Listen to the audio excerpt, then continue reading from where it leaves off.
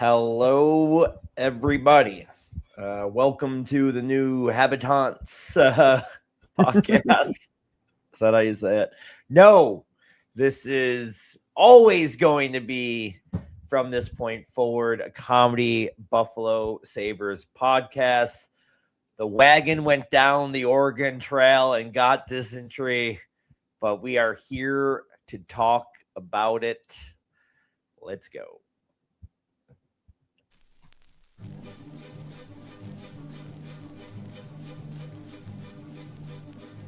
Let's acknowledge the fact that in one of your favorite movies of all time, you thought the slogan was "Ducks quack forever" instead of "Ducks fly together." No,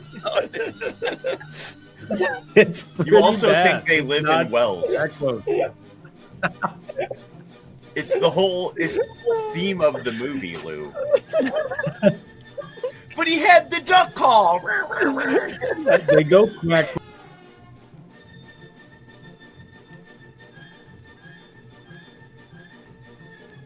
It would be Malcolm Subban, mostly because that one season where instead of letting him play for the Sabres for the last game of the year, they had him sing the national anthem.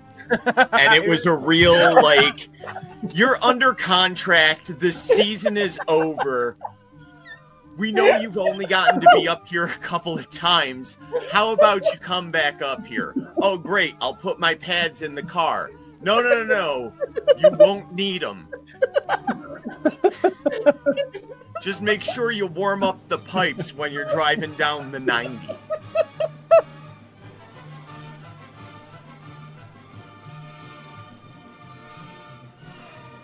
What, Mitch Marner? You heard it, Mitch. If you want to sign here, you can drill Ryan's mom.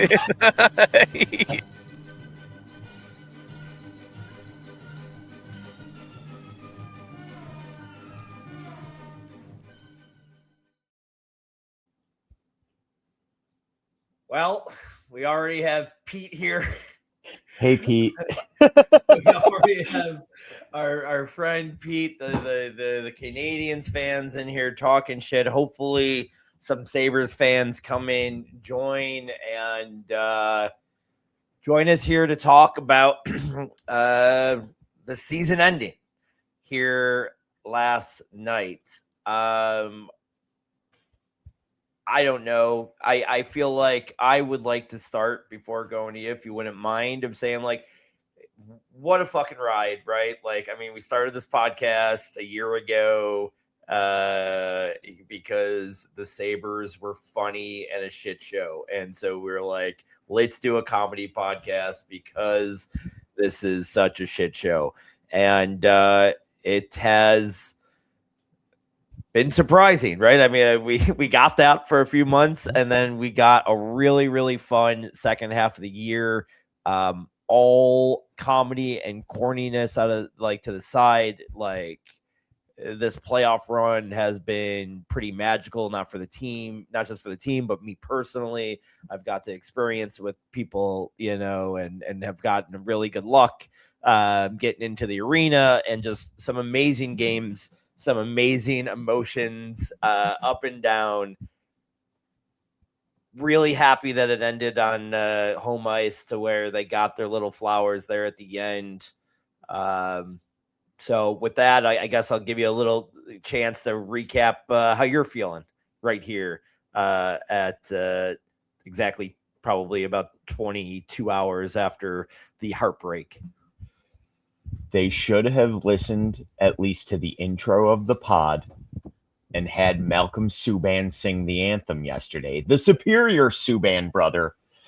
No, I mean, what a year. I mean, remember how miserable it was in November, and how we were like, maybe we should cut this down to like once every 2 months.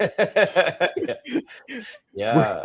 We were drafting all-time drought players, and I'm like, Eric Bogosian was a good defenseman. and that even shows you how bad he was, because his name was Zach. Yeah, Eric Bogosian is the actor from Law and Order. So well, let me. Pete's in here with got my poutine hot and ready and a glass of maple syrup. Ole with series back and forth. I it could have went either way. I don't know. I mean, I've been back and forth trying to think about this a lot of whether or not like if we feel like we should have if done better, if it did it really come down to just an overtime one shot. I mean, the games that Montreal won, they were dominant in. I don't know if the Sabres had their best game at all in this series. That's a lie. Game 6, obviously. Yeah, game 6, obviously. Even games, I really liked their game yesterday. I mean, they had 90 shot attempts to 41 or something compared to Montreal. I thought that they were the better team yesterday for sure. Yeah, they had plenty of chances. They didn't bury them. Dobis did not look comfortable at all yesterday, it seemed like. I mean, he really was kind of it seemed like he was a little shell-shocked. They just couldn't put it past him. A couple right in his chest, a couple that tuck play right in front of the net where he's got a straight, he's got a good look right there in the front and he shoots it right into his glove. He's a big boy. He had a couple of strong flails, he did everything that he needed to do. I mean, can you really say for any goalie at any time? I mean, even think of like game 5 where it was like, they were thinking about pulling him. He settled back in. They couldn't bury chances again. The game got away from him. It came down to an overtime goal. I don't feel bad about how it ended. They had plenty of chances yesterday. Like I said, what are you going to do? Yeah. That's kind of where I am on how the game was. Like, it was, I mean, you can say, whatever about how the series overall as a whole was, but like you get to the 7th game and you have a game like that where I don't think if we would have been on the other side of it, I don't think Pete would be in here being like, they lost on a cheap one. You know what I mean? Like, it was a game 7. It was 2 teams going head to head, Yeah. And I mean, and that's why, again, the UPL goal, although he played great, obviously the last 2 games, and of course he wants that one back, but that's why he put the puck on that in overtime. Overtime goals are never, these gorgeous, beautiful goals. They're usually things that squirt, by the guy and Tage Thompson, if you're listening, that means you shoot the puck when you have an opportunity to shoot it. Even that, like I've looked at that play a million times. I want him to go across to Benny. I mean, Benny's wide open. He has 2 opportunities to go to Benny. If he passes it early enough, Dobson's already falling, and he could get it under the stick to Benson. If he, even after he gets around Dobson and does like his pullback move, he could still go to Benny on that play, and he doesn't. So we could start there, I guess. I know there's a million things to talk about and blame. I mean, we could start with Tage. I mean, go ahead. Let's just get this out of the way. Pete, I've got some beef with you because I heard you were in a show harassing another host. You were blinded. But I want to tell you, this is the only hockey podcast with integrity. I made a wager. Oh, that's so gross. It's so gross. Did you get it from Temu at least? No, I got an incredible deal on it on eBay because everybody in Montreal owns 75 jerseys, so there's not a scarcity in market. Will you wear it at all after today? I'll tell you what. Here's the thing that really hurt me about this series. Okay, last year when we started and we did our playoff rankings and everything, I liked the Canadians. I was mad that they lost to Washington. They're a fun team to watch. I want them to beat Carolina. Like, Oh yeah, I for don't sure. like Carolina. Like, at the end of this series, I have no ill will to Montreal. Like, I don't hate the team. I don't hate the fans. There's a monsoon happening outside right now. I don't know if that's picking up on here. Yeah, it's pretty rough. And like, they're an exciting team to watch when they're buzzing. Like, Yeah. I'm never wearing this when they're playing the Sabres, but you know what? Maybe after Thursday when I relapse with the beer saver, I'm feeling a little saucy later in the playoff rounds. Maybe I take a nice sunny afternoon outside with the Habs jersey on, watching the boys play Carolina. I don't know. But for today, as I said, Montreal wins. I'll wear the jersey. We have integrity here. And I appreciate the integrity. I did tweet this today. I said they're kind of what I'm rooting for here the rest of the way. I mean, you have, like you said, there's no ill will. It wasn't like real ugly or it got anything like that. You got the Canadian streak, and we know by now we're basically adopted Canadians here because we sing their anthem. So you got that. You have, they haven't won one since the streak in '93. It's not like it's been that they're they're the Yankees, but they haven't won one in a long time. The other, you got Eichel, you got Carolina, and you got Colorado, which I guess would be the other team that you can whatever, but they just won. Like, I don't know. I think Montreal and Colorado, the Patrick Waugh Bowl would be that would be fun. I think there would be a lot of scoring in that series. Anything to not watch Carolina versus Vegas, and that's what it's going to be. Oh, because that's what we would hate. Because it's what we don't want. Yeah. We can't have good things. Was there any? I got to tell you, I usually avoid this pretty well. I think personally, maybe other people would tell me differently, but I feel like I avoid the Buffalo woe is me blues. I usually don't get into that type of mentality, but man, I would have put a 10% chance on us winning that game when we got in overtime. I mean, I just did not. I had no positive feels about how that game was going to end up. How did you feel going into the overtime? I mean, we saw each other before the game. I had minimal. What is your daughter running around? No, I just had I threw a water bottle at my cat because he was nipping at my Sabres towels from the playoffs. You should have lied and said there was a ghost. You just documented animal abuse. Yeah, I know. Sorry, Peter. Don't. I missed him. Don't worry about it. I just threw it close enough to scare him. I'm sorry. I didn't feel anxiety going into the game. It was very much whatever's going to happen is going to happen. And when we got into overtime, I wasn't upset or sad. Like, I was bummed, but it was just kind of like I got everything I wanted out of that game outside of the victory. Like, yeah, they fought back. Like, they played to the very end.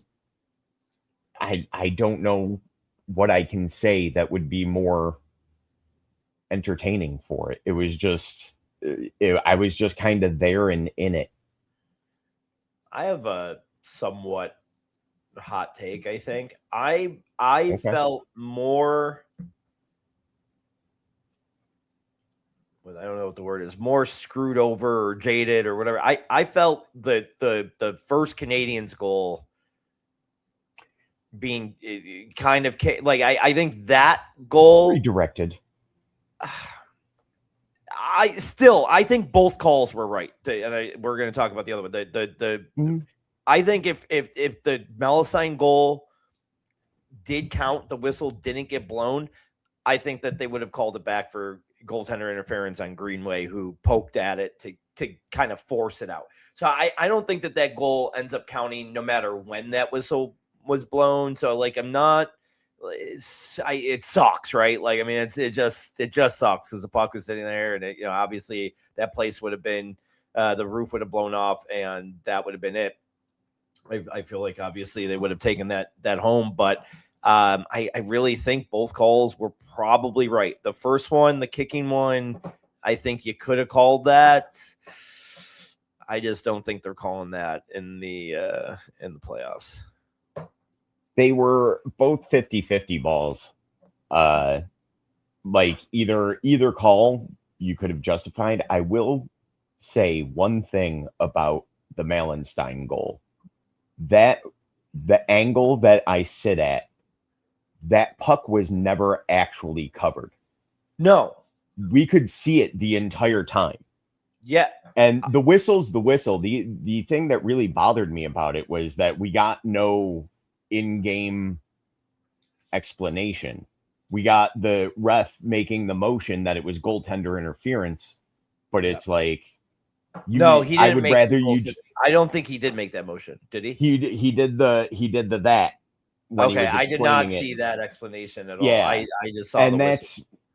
If it would have been the whistle's the whistle. It is what it is. But sitting there live in the moment, that hurt.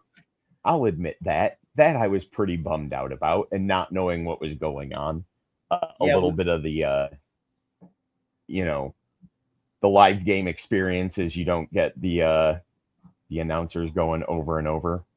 But I couldn't figure that out. I mean, I did not know until I got home about the Greenway, poke to where like I said, I think it gets called off even if they don't go to the whistle.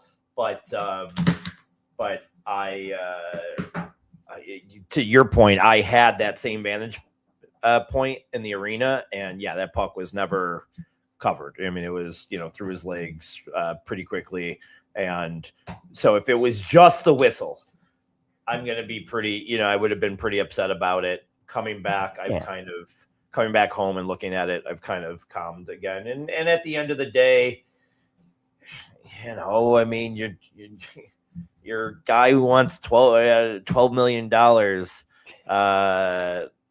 We got another one. Says Shane came in to make sure you were wearing your jersey. I'm not a welcher. I don't want to get into all this stuff. I know Ryan's going to join us on Thursday, so we can kind of break down the whole season. We can preview it a little bit. But I mean, your best fucking player doesn't get, or not your best player, but you're the guy that wants $12 million a year doesn't get a point. Just like absolute shit. Just looked like a liability yesterday. He was slow. I mean, you saw how slow he looked when you played a team like the Habs. I feel like he always looks a little bit slow on the ice to me because of our team being so quick around him. But playing against the Habs, you saw really how slow Tuck was. And whatever. I had somebody my uncle called me out today when we were talking about you're giving Tage this. I'm giving Tage this whole he must be hurt. You're giving him all the excuses. Why aren't you doing it to Tuck? Maybe Tuck's hurt. I don't know. I mean, Tage still produced on the score sheet. Did he make so many issues? There's no way. I mean, Shane, he says if Buffalo gives Tuck anything more than 7 points there, but I will tell you right now, some team is giving him 11. I will bet everything on it. He is going to make $11 million a year. It will not be in Buffalo. I think he kind of proved that. I do not think teams will look at this. They'll look at round one. He was dominant against the Bruins. So look at that team. They'll look at his somebody stupid is going to give that. Yep. Maybe Toronto. Somebody is going to give that dude 7 years, $77 million. I would bet my life on it. And I think he has gotten to the point here. He would have to take that, Shane. He would have to take such a hometown discount to make this work here. I know he kind of wants to, I don't I don't know. want him to. I don't even know if I want the hometown discount. I really don't. I've been And saying that since January. I've Yeah. been on the move on from him train. Yeah, I mean, I don't even want to be over dramatic, just just be reactionary to one series. But to your point, I've kind of been on that train. That's What sucked about this is, go ahead. Sorry. So I was going to say, it's not just the lack of point production; it's the overall, like, watching him in a game. And the last couple of games, you at least had shifts where there was some effort. But, like, just watching him dog it to the bench, slow play it into a corner on a puck battle, like, just no effort whatsoever. And that would happen during the year. He would go through 3-4 game stretches of just, like, Gone, not disappeared. Yeah. And the worst kind of disappeared, because it's not that he disappeared, it's he disappeared from the stat sheet, but you're still watching him put the team in a too many men penalty situation because he's gliding to the bench during a mid-ice transition. And that's, you can't pay. Oh, you saw that nonstop. Did I see that? And that was disheartening.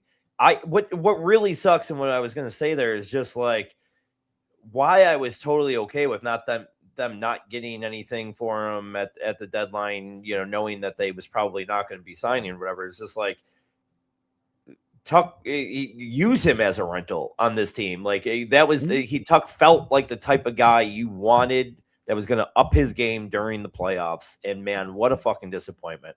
It just really is. And I know I should be shitting on, I should be shitting on Tage here, like a lot of people are. And I listen, you can't, injury does not give you excuses for mental mistakes. And he had so many of those, Tage. I mean, the two. Thank you. I don't want to blame him for the game winner. I do want to blame him for not taking that shot or passing to Benny, but honestly, I think that's more on Dahlin. Dahlin kind of put him in a bad spot there. He waited a little bit too long. He got forced at the blue line, took that little dumb fake shot, and then he forced it over to Tage, it was a bad pass. Tage was a little bit off-centered, tried to chip it down, and then, they come back on the transition score. So I'm not blaming him specifically on that play, but he made a lot of mental errors, and I don't care how hurt he is. And even that, the mental errors, I'm even going to say, like, again, I'm keep on justifying it for him. But, okay, so you're hurt. So now you're trying to do other things, and you're trying to make too much happen, yada, yada. And then that's when the mental errors come. I don't know. But I just feel differently. Maybe it's because Tuck is sitting here wanting $12 million and not signed, and Tage, clearly was not the same player he was. To your point, Tuck was this guy. He would have good stretches and he would have bad stretches, and we've known that and we've seen that. Tage was not anywhere near who he was this season for the last 5 years. I mean, his speed was diminished, and it was so clear as day. I'm really surprised we didn't hear anything today at locker cleanouts about an injury, but maybe that's still to come. Won't make me feel any better about it during the season, but I will say his effort was way up in game 6 and 7. That ending goal, like, yeah, he's the one who turned it over, but that's one where, like, you can't blame him because everybody is at blame for how that played out. Like him, Dahlin, on the way back. Was it Byram? I think. I was trying to watch that replay to see if he got a little tip of it, because it was a weird knuckle puck flying in. 5 guys should have made a play. Nobody did. What are you going to do? But I am not giving Alex Tuck $12 million. I'm not giving him $12. Okay. Also, just a side note about Alex Tuck, there was a video of him entering the game, and he freaks my wife out a little bit. And I noticed this too. he kind of looks like a Romanian villager in an old Dracula movie. Like he just looks he looks bad and evil, and he doesn't look like a guy who deserves $12 million. If he got $12 million, it's because he did something terrible to get that money. No, I totally agree with that. He looks like a fucking weirdo too. Is that your answer to this question? If you had to like, and I get that he might be your answer here because what you expect from the player should probably be part of this answer. But if you had to pick one, you got to put blame on just one person's shoulders. Who you putting him on? Ooh, for the game or the series? The series. The series. I mean, I guess it's probably going to wind up being him because everybody else at least had a redemption game somewhere in there. I thought you were going to. He never really had a redemption game. I thought you were going to go with Eric Stahl. Oh no, Eric Stahl. I would have blamed. You Eric set me Stahl. up for that one, and this is the worst part about losing Game 7 is we don't get Eric Stahl banging the drum for Game 3 in Buffalo against Carolina. It's another missed opportunity for the podcast. Another miss. I am fucking well. Let's go. All right. Wait. We'll do the banging the drum thing in a second. Please remind me. I think. Let's see. I didn't think of an answer when I asked you that question. To start, my girlfriend. I think she was 0-3 in the series. I think or no, because we won one home game, right? But we lost 3, right? But we lost. We won Game 1, we lost Game 2, lost Game 5, lost Game 7. Game 7, yeah. So definitely her to start to blame. And then get out of here. You're naked. You're naked. You cannot come over. My daughter's trying to be part of the podcast. Hold on, Shane. We don't deal with Owen Power slander in here. Oh, wait. Can I? Wouldn't you expect a little bit more? Oh my God, no. Wait a second. Yeah, Shane, that's the.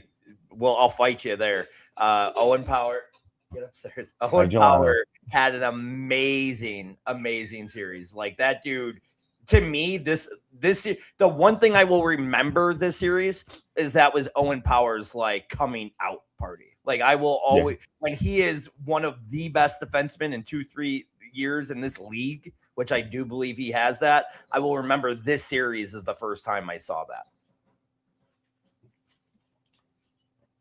Yeah, I'm not upset about his offensive output with the defensive work that he's been putting in the past couple of years. Also, he's a number 1 pick in like a draft of number 7s. I don't want to even say that. I know it wasn't the great, but I truly do believe this guy can be one of the best defensemen in the league. I really do. I mean, we've been defending Owen Power for a while, but that's when he gets that number 1 pick thing thrown at him, it's a tough. He can't decide where he was drafted.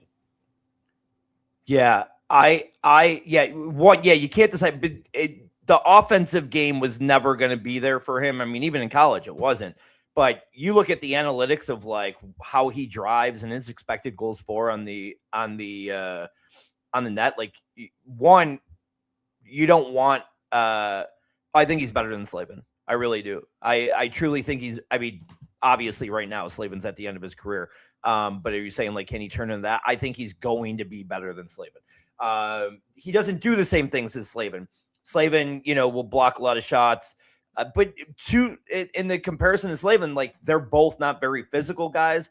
The reason why Power gets a lot of slander here in Buffalo is because he doesn't hit people through the boards. He's not very physical. He's big. You would think you would want that from that guy, but man, positionally sound. And Shane, you said you didn't notice him much.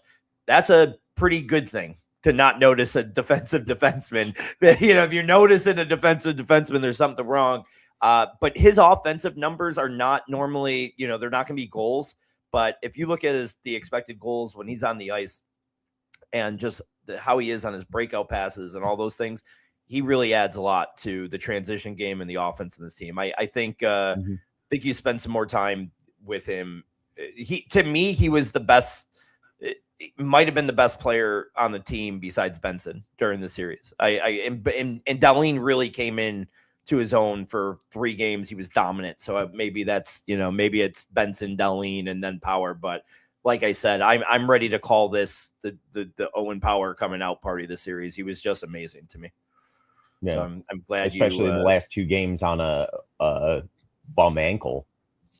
Yeah, he went in like a fucking accordion. I mean, I don't know if maybe it's not, maybe it didn't hurt him at all, but man, that looked pretty rough when he went into the boards there. He got me off where I wanted to get back to. You wanted to bang the drum. Bang the drum. I only blame my girlfriend for the loss. I should blame somebody on the team. I think Tuck's probably the answer, right? Like again, he's the only one who didn't have a redemption game. I want to blame the goaltending, but that's not one person. And also they both had Lyon was done. UPL. So I guess I want to kind of blame Lyon if anybody, but I think Tuck's got to be it. You're a leader on this team, and you like you said, there was too many times that just the effort wasn't there. The one, what was that? It was that game 2 where the play where him and Tage are both fucking dogging it on the back check and they score on a 2-on-1. Like I'm not it. It's got to be Tage there. The bang the drum. Sorry, let's get back to it. I know our Canadian fans may not have seen this. I don't know if it was on TV for everybody, but fucking Rob Ray was either hammered or he's got some serious CTE. I'm not sure which one, but man, that dude struggled hitting that drum.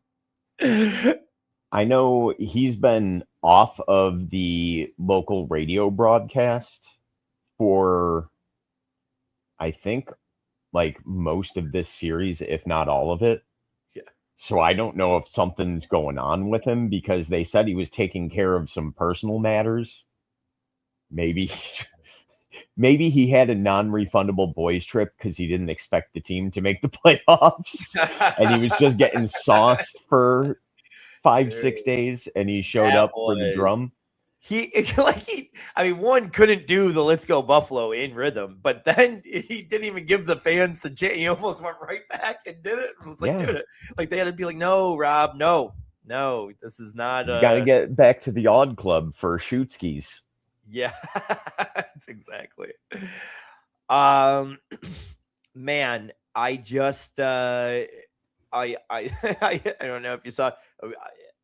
Leaving, I love that they got their flowers. Like I said, the "Let's Go Buffalo" chant. I thought a little bit more people would have stayed. I get it, disappointment, but you learn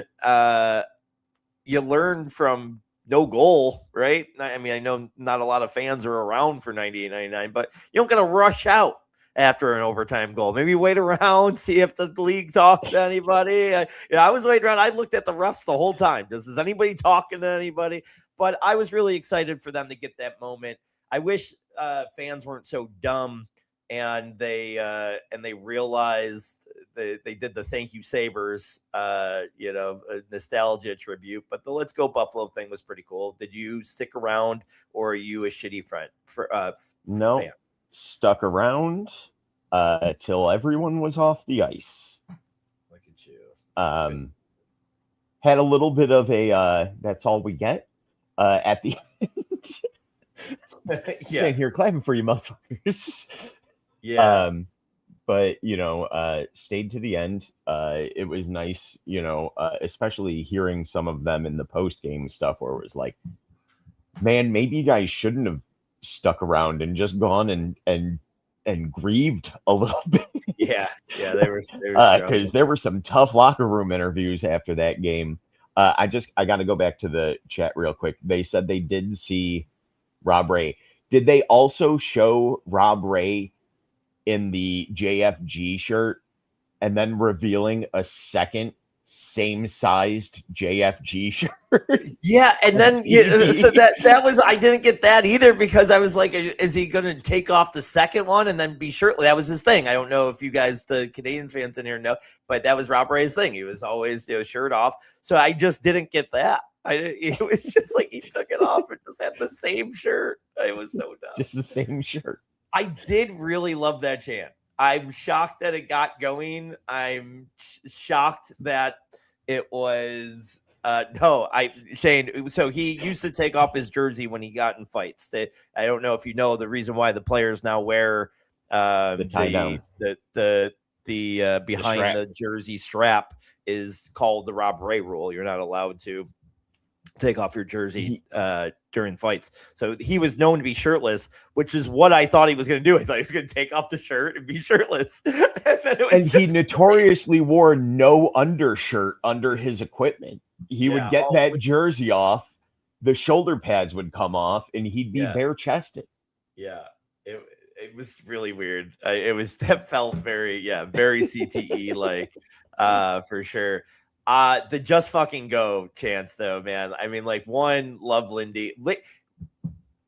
Lindy Ruff, and the reports are today that it looks like he is going to extend and stay longer, but we'll see if that comes to fruition. We even assumed kind of even through the great run that he was still going to maybe just go up and turn this over to somebody else, but I don't know if he could have dealt with playoff hockey better than he did. I mean, I loved what he did before Game 6 and just let them be, switch the lines, no practices for 2 days, and even fucking put the lines together, just said, let's go. Just fucking go. I think Lindy really showed that he's still a great NHL coach, especially doing it with, I mean, his whole thing, his first run here with the Sabres was that fucking young players and offensive skilled players hated him because he was who he was. And to find him here working with this young offensive skilled team and how well he's handled the personalities and just everything to go with him, man, he better win that fucking coach of the year because he deserves it for sure. That is like the absolute craziest thing about him is how much he's put in to like the Doans, the Bensons. I mean, yeah, they've played a little bit before, but like the Kuliks, the Hellenius, the Oshlands, like the true rookies that he has put a ton of faith in. When it's like, I remember Thomas Vanek like not playing in the playoffs because he was a rookie. And he got benched in that Carolina series, the Carolina series where we lost in Game 7 with all the defensemen. He got, I think it was like Game 1 or Game 2. He got fucking benched in that series. Thomas Vanek. I think he got benched both of them. Maybe. So yeah, I mean, whatever. He's spent a decade away from the team, or maybe even longer. So obviously he grew, but it really, we both thought this. Everybody thought this. I mean, half of Buffalo thought it, just another nostalgia hire. He's going to come in, maybe whips them into an 8th place playoff team and gets them in and breaks the streak, and everybody's happy with Lindy, and that's how he goes out and blah, blah, blah. But, I mean, he made this team a force. You know who else made this team a force? Kevin fucking Adams. Because, man, the future is bright, Buffalo. I mean, Hellenius, Oslin, we found out today, Kulich is going to play hockey again, which is big news. They got the blood clot taken out and plans on playing hockey again. Those three, Benny, I mean, these kids are all 20, 21 years old, power, a kid. Dahlin's still not even close to the middle of his prime. I mean, he probably hasn't even hit his prime yet. So, like, these guys are – this team is built to be really, really good for a long time. And Alex Tuck, see you later. Send Josh Norris in 17. I know I've been that guy with Josh Norris. I'm going to stop that right here. That statement that I was just about to make, because I know I keep on saying send Norris and a couple first round picks just to get rid of the contract. And trust me, he did not play up to an $8 million a year contract. I'm not trying to say that, but I think Norris was an easy target for some to shit on. I think he created a lot of offense on that line with Benson and Doan that people just didn't see on the score sheet. And then when he moved up to that top line, he got Tage coming back too. He got Tage back to move. And so I liked Norris in this series. You got to score if you're making $8 million a year as center one, but probably stuck with that contract at this point. Yeah. I mean, I think kind of the way he was finishing up this series, and like how we were even talking last podcast about how he's looking much better. It's still a hefty contract for what he was contributing, but like maybe he can get back to what he was the first time he came back from injury this season. Yeah. When he was getting the Tim Connolly comparisons.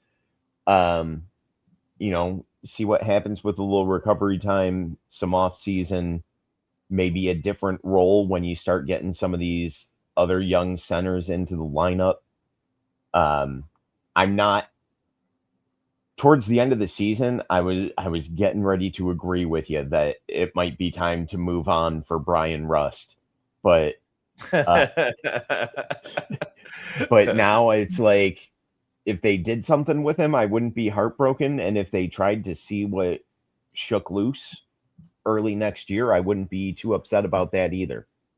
That kind of contract needs to be moved in the off season because it's just too big. Those type of contracts don't get moved in season. So like, we talked about this last podcast. I don't want to dwell on it too much, but that report that like that was the holdup in the Rob Thomas trade is such fucking bullshit. Because there's like Yarmo would have fucking ran to accept that phone call. Like that was definitely not the holdup piece in that deal. I still feel like that price was probably power. To be honest, it feels like that was it. And I wonder if that doesn't get re-explored this offseason, the Robert Thomas thing, because it did seem like it had some pretty decent legs. So goaltending has to happen. I like the points that are going around today. I mean, both these guys were just two guys, and we've talked about this all year. Just two guys that get hot. You kind of play the thing. They're both going to be due for regression. They're just not. Neither of them. One's a journeyman goalie. The other one has had a couple decent stints, but obviously he's always been known for the weak goal. This one cost him. Levi seems like that's dead. There's reports today that is severed. I want to save that one for Thursday. And then, Colton Ellis, everyone's favorite. Should have been Game 7. Could have been Game 7. I would have loved to see that dude flopping around fucking all Game 7. They would have scored 37 goals, but it would have been fun. Would have been worth it. It would have been worth it. All right, so we're gonna wrap up here. I think, unless you got any closing thoughts on how you felt here, but I just want to say real quick, there was a comment of Ruff needs to grow his mullet out. He is balding. That would be a skullet. He would look like Hulk Hogan, and go back in the archives and watch the Hulk Hogan clip from this point forward. I believe it's in the shorts. It's a good story. Good story. We'll take a little more time. We'll get back to it. Thursday, I'm going to pay my bet of chugging a root beer from the Beer Saber. So come back and watch that. I won't wear the Habs jersey and destroy it. I'll be nice to it. We'll do a full kind of season in review and season autopsy. And I might put together some clips from the season. I started working on it today. We might have a little season in review for some clips, some things we said along the way. And today was fun to just get some shit out, but it doesn't feel real yet. It's kind of like a death. No. And I need a couple days to collect some shit. I'm glad that Ryan will be joining us Thursday so we could all kind of collectively figure out where this went. Are we happy? Are we sad? I don't know. I was really, really obviously we were all sad leaving, and then me and Kyle Turner. I don't know why I'm mentioning him by name here. He was not a guest on this podcast ever, but one of our mutual friends. We danced it out. We put on some good music. We didn't listen to any post game. We kind of just danced it out. We had to get a little. And by the time I got home, I felt like I may have danced it out a little bit, but I think these next couple days, that first Eastern Conference game is going to really suck. Knowing that's on TV, knowing that we're not tuning in to Sabres hockey, that will be when it will hit. That might be our first episode, right? I think it's Thursday night. So we will be live back. Watch along. Live watch along as we live hate along. Yeah, Shane. I mean, Hudson's good. He's no Owen Power. I know. I'll tell you what, man. Watching him dance along when he gets going, watching him dance along the top of the zone is like, it gives me shades of Cale Makar.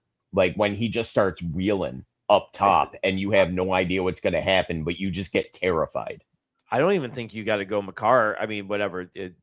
Obviously, Makar might be a little bit better, but I think his counterpoint is right across the ice from him. I think he's got a lot of Darlene in him. And he's strong defensively too. No, I mean he's a hell of a player. Definitely, honestly, the guy that I felt like made the biggest difference coming in, and I know he was hurt and kind of, but like you saw Dobson's importance to that defensive team, because I think you guys would agree, the Habs fans in here, like nothing on that defense outside of Hudson really like scared me to go up against. And I think, Dobson getting reinserted in the lineup there really solidified that. He made, some pretty big stops and some pretty big plays throughout the play. And he's the one that I think plays the Tage 2-on-1 in overtime horribly. But at the end of the day, there was no goal. So I guess you got to give him some credit for that. Well, we will be back Thursday. And then we will all talk collectively on how many times we're going to fucking do this dumb podcast over the off season, or if we're just going to keep continuing being miserable until we find a goalie. But for the Habs fans, I hope you maybe keep joining us here a little bit. And if we don't really build a big Sabres following, we'll just switch. Right, I'll get another Habs jersey and we'll just start doing this in French. For Chris Plumer, I'm Louis G. We're both sad. We'll see you Thursday with Ryan Mura, and hopefully, maybe then I will make you guys dance with me. Have a good one. See you guys soon.